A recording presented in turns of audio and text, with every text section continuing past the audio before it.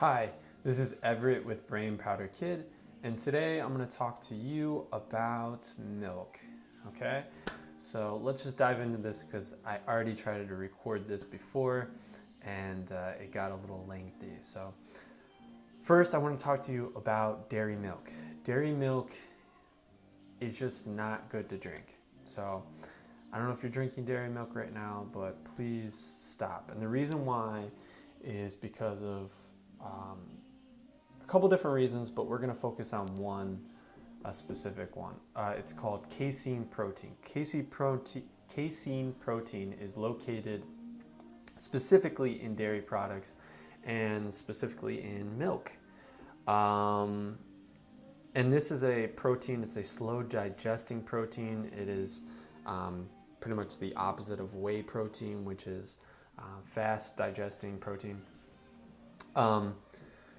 So bodybuilders usually take casein protein at night. It allows them to have a slow release of protein throughout their sleep in order to maintain muscle mass and increase IGF levels, which is insulin growth factor.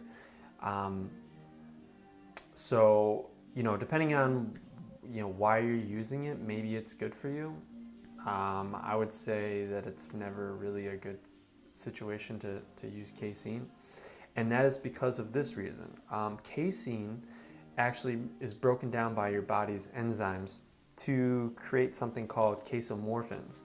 And casomorphins are actually opioids.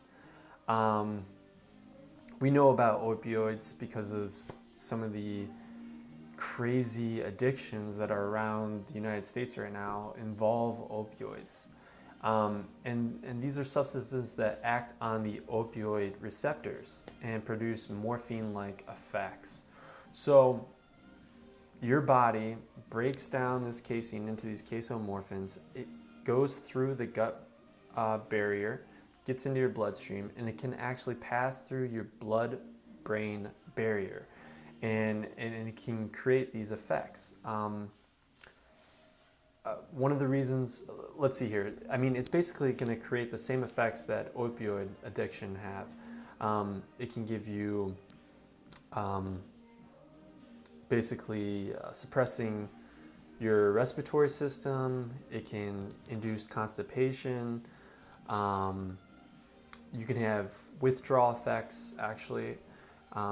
Nausea, itchiness. It causes basically an inflammatory condition in your body. And people often have more acne on it and other things like that. So it's just not a good situation. People shouldn't be drinking cow's milk. I know that there's special cow's milk on the market called A2 cow's milk, but they have actually proven that A2 cow's milk still has these casomorphins in them. So I don't know. I guess it was just a marketing thing. So anyways, so what do? Now I have switched over to a milk alternative. And when maybe 10 years ago, I first tried soy. And I thought it was great. I think I drank it for like 6 months or a year or something like that. And then I stopped. And I stopped because some research came out there that scared pretty much everybody, that said soy milk is going to give you cancer. It's going to give you man boobs. It's not good for you. So I didn't know anything. I didn't know how to do research. I just stopped drinking soy milk and never thought about it again. And I think I switched over to almond milk. And almond milk was great. It was good and everything like that. But there were some other issues specifically for me.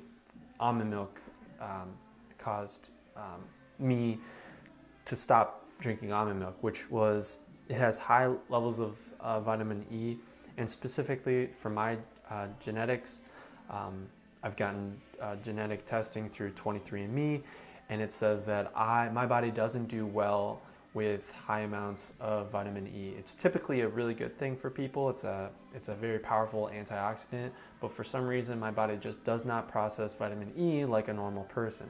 So that I try to avoid items that have high amounts of vitamin E, because it can be actually bad for your heart if you have too much of it. So that's one reason. The other reason is I don't do well with nuts. I don't know what it is. My family history, we do have some history of diverticulitis and some other conditions that are due to bowel issues. So that might be the reason. But I mean, if you think about it, it's ground up into a pulp, into basically milk. So I don't see why that would be an issue. But I even tried to create my own almond milk. I threw in a Vitamix raw almonds with water, and it actually turned out pretty well. But again, I don't try to use almond milk as well. So then I did some more research, and I looked into soy again, and credit to somebody that you guys should check out for sure. His name is Dr. McGregor, or Dr. Greger, and he is from, well, I found him on the web, obviously, but he's getting more and more famous now. He wrote a book, How Not to Die, the plant-based diet. So he's hardcore vegan. I'm trying to be more vegan. I'm not 100%, which is sad, I think, in some respects, because there's so many options out there nowadays that it's pretty easy to go vegan. But I can only do it about 5 days a week, and then on the weekends I just seem to eat some type of meat. I don't know what it is. I just can't get away from it. So, but anyways, he's got a website called nutritionfacts.org.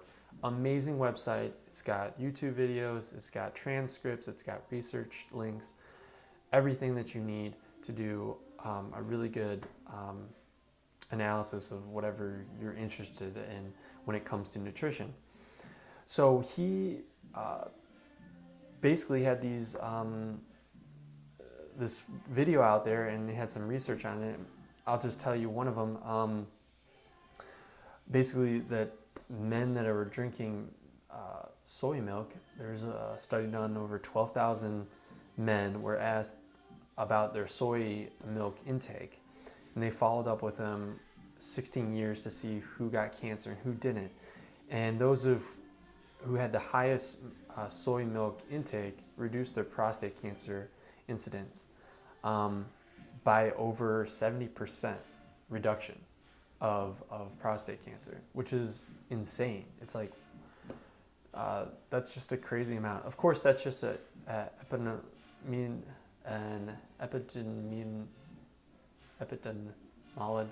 I don't know. Anyways, I can't pronounce it, but it's a study done over people's recollection of how much they consumed and stuff like that. It wasn't a controlled study. So I believe more in controlled studies. So, but there were controlled studies done, and that's what he points out, is that there's been multiple studies that have shown prostate cells carry these specific things called beta type estrogen receptors, which appear to act as tumor suppressors. So these prostate cells basically have these receptors, these estrogen receptors, and the soy protein estrogens, like phytoestrogens, they bind to these and they act as the gatekeeper, and they inhibit invasions or proliferation of cancer cells in the prostate. So that's the reason why the soy works so well with prostate cancer in men. But that's just the beginning. For women, it's even crazier. Soy foods basically work in both ways. They're pro-estrogenic effects in some organs, like protecting bones and reducing hot flashes symptoms in women, but also their anti-estrogenic effect. So they protect against breast cancer and endometrial cancer in women. So that's amazing. There's something called a SERM. If you're not familiar, I just know this from the bodybuilding community, but there's something called SARMs and there's something called SERMs. SARMs are selective androgen receptor modulators, and SERMs are selective estrogen receptor modulators. And what they do is they bind to certain receptors in your body to basically, they compete for these receptor sites, so your body basically,